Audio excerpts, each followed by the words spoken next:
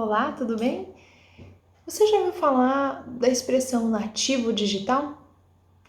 Bom, a gente vai começar falando do texto que deu origem a essa expressão, que é muito dita, muito comentada. Não é uma expressão lá muito nova, ela já surgiu no início do século XXI, mas ela ainda causa algumas reflexões.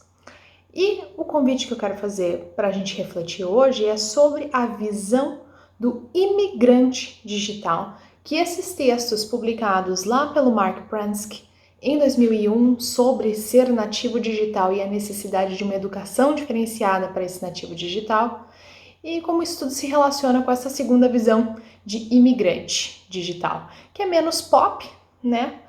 Mas que é bem interessante por uma questão linguística. Afinal de contas, qual é a visão de imigrante que a gente pode entender a partir dessa proposta aqui? Então, se você ficou curioso pela nossa reflexão ou quer vir complementar a nossa reflexão, vem aqui com a gente.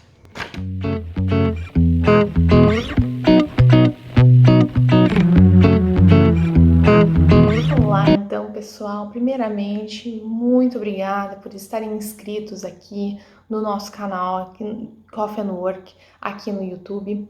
Se você ainda não está inscrito, mas encontrou esse vídeo de alguma maneira, por favor, inscreva-se, deixe a sua curtida, ative o sininho, enfim, todas aquelas coisas que todo mundo já fala. Mas é um apoio fundamental para a gente dar continuidade aqui às atividades de produção de conteúdo e especialmente no cunho científico. A gente quer trazer uma aproximação entre conceitos e reflexões às realidades que nós vivemos. Então, sem essa interação, não tem como acontecer de uma maneira eficiente, né? Precisamos dos dois lados estarem em diálogo. Bom, mas vamos lá, vamos falar então sobre o conceito de nativo digital proposto pelo Mark Prensky em 2001.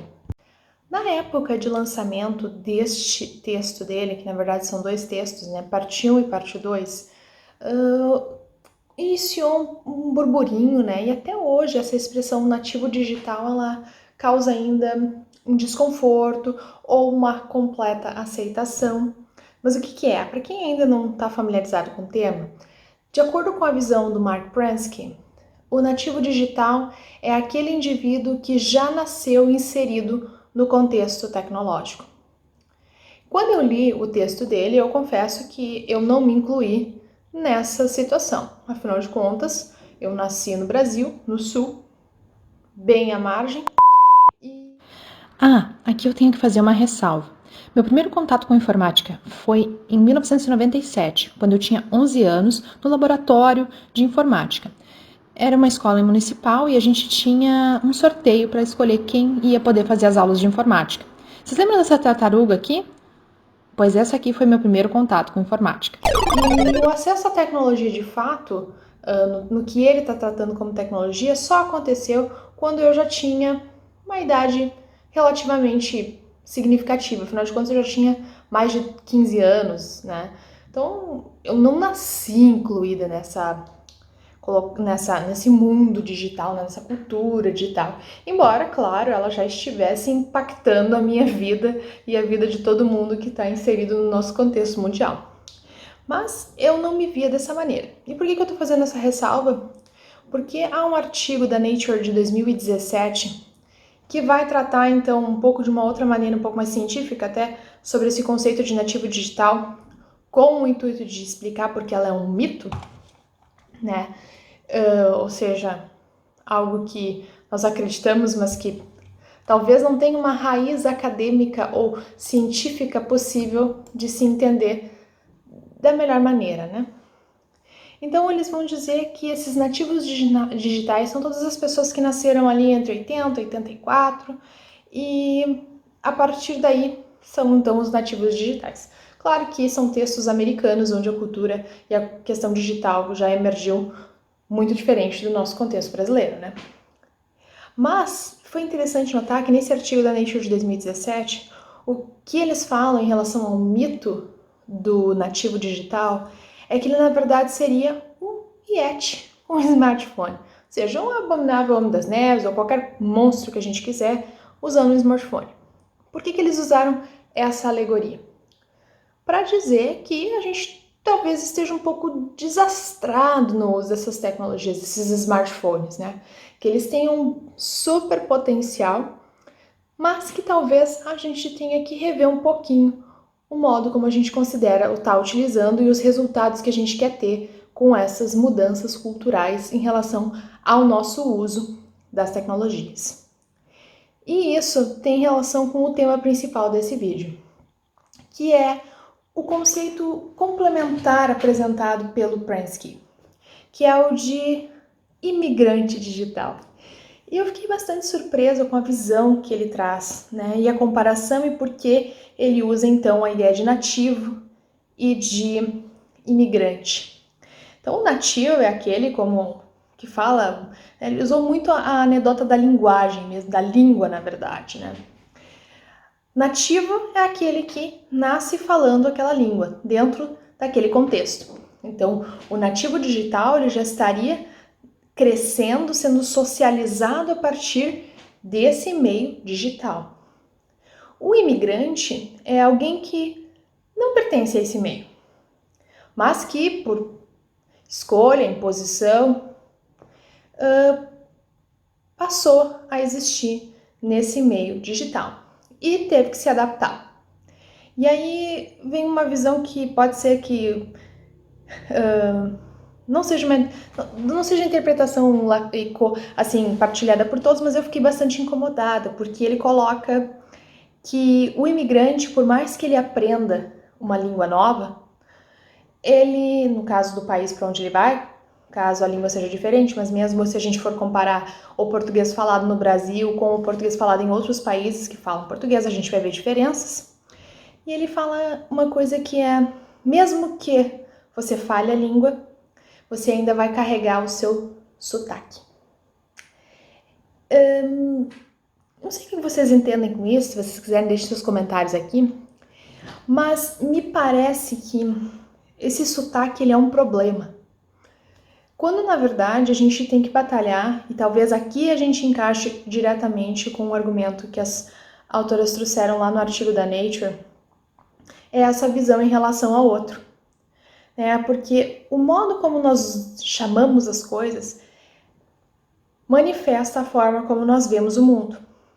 Então, para um autor que procura determinar o nativo como alguém capaz, pleno, e o imigrante como alguém que sempre vai carregar um sotaque, que vai deixar marcado a sua distinção, num tom até um pouco pejorativo, como se sempre tivesse atrasado, isso é bastante complicado e me faz questionar até que ponto essa evolução tecnológica toda nos fez nos desenvolvermos enquanto humanos. Linguagem, língua, cultura, ideologia, são todos conceitos humanos, são todos conceitos sociais, construídos por nós. A apropriação que nós fazemos da tecnologia é social, construída por nós. A tecnologia por si mesma é uma construção nossa. E diga-se de passagem, tem muitos imigrantes digitais responsáveis pela criação de tudo isso. Então, a reflexão que eu queria trazer aqui é sobre essa questão de como nós vemos o imigrante, esse outro. Inclusive, essa colocação dele aqui me fez pensar em um artigo que a gente escreveu, meu orientador do mestrado e do doutorado, o professor Hernani e eu, sobre a manifestação, o modo como duas cartilhas produzidas pelas Relações Internacionais Brasileiras vêm e colocam o direito do trabalhador imigrante no Brasil. E a gente percebe que todo esse diálogo em relação ao imigrante, ele sempre fica muito centrado nesse direito legal, que é importante, né? A gente criou um mundo assim do Estado de Direito, a gente criou todas essas coisas. Mas é isso que garante qualidade de vida? É isso que garante qualidade das nossas relações? É isso que garante saúde mental? Eu queria convidar você para pensar um pouquinho sobre isso, se você acha que a gente pode pensar dessa maneira, né? Tendo a lei, tá tudo resolvido. Porque me parece que não, e por isso que me incomodou tanto quando eu li esse texto do Prensky, muito mais do que a ideia já rebatida dele em relação ao mito do nativo digital, que na verdade talvez não seja nenhum ser superior, nenhum ser que tenha muitas habilidades diferentes, porque simplesmente ele tem uma bagagem ausente. Como a Marianne coloca no livro dela sobre o cérebro, vocês sabem aquela trinca de lives que a Polly Lopes e eu fizemos, a gente precisa, sim, de um letramento digital, um aprendizado no lidar com a tecnologia, para a gente não ser esse et.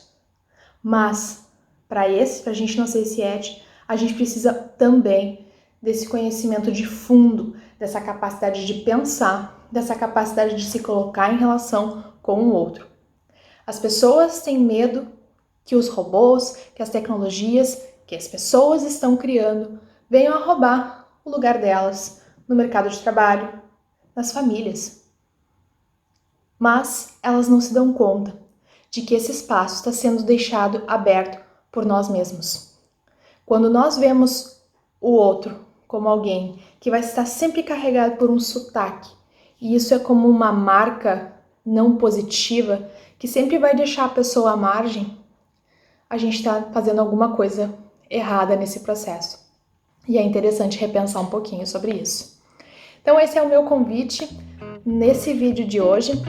Deixem seus comentários, enfim, conversem com a gente, que esse diálogo é super importante. E a gente se vê na semana que vem. Até mais!